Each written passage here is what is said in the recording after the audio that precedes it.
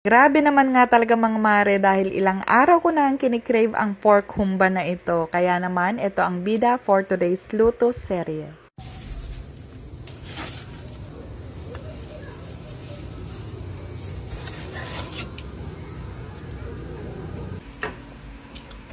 Grabe, ang sarap.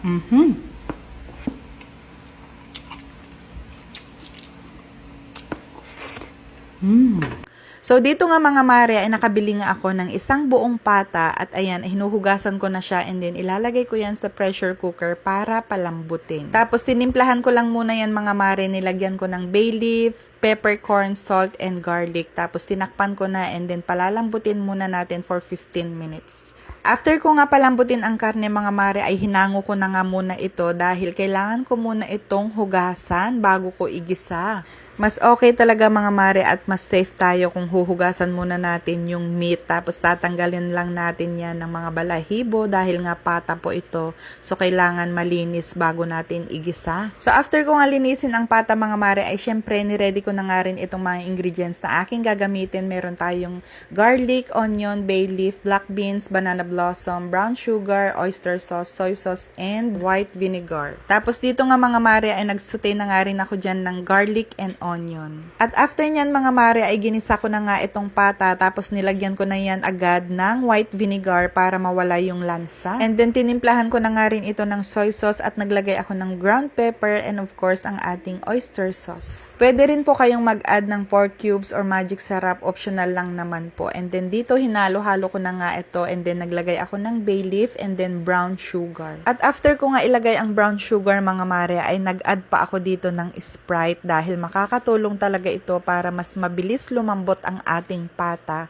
And then after nyan mga mare, tinakpan ko lang yan. Tapos nung kumulo na, nilagay ko na nga ang ating black beans. Nabili ko nga lang mga mare ang black beans sa palengke at napakamura nga lang yan dahil 5 pesos lang isang plastic. Kaya dalawa lang ang kinuha ko dyan. And of course, dito ay ilalagay na nga rin natin ang banana blossom. Ang banana blossom mga mare ang magpapabango sa ating pork humba. Grabe, napakamura ko nga lang din ito nabili kaya nakakatuwa talaga. Anyway, dito nga itinakpan ko pero nakalimutan ko maglagay ng peppercorn so nag-add nga ako dyan. At dito nga mga mare ay nag-add pala ako ng 2 tablespoon of banana ketchup para mas maganda po ang kulay ng ating pork humba. Tinakpan ko nga ulit ito mga mare at after 20 minutes, ito na nga ang ating pork humba. Luto na siya at napakalambot na yan mga mare. Grabe, ang sarap.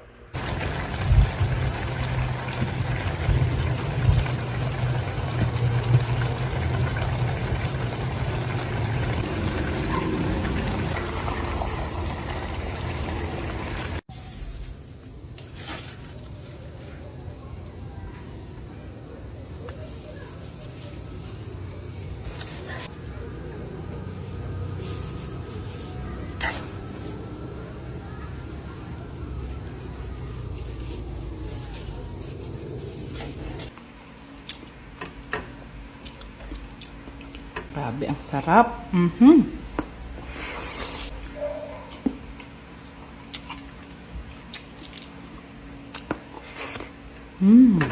Grabe. Napakasarap.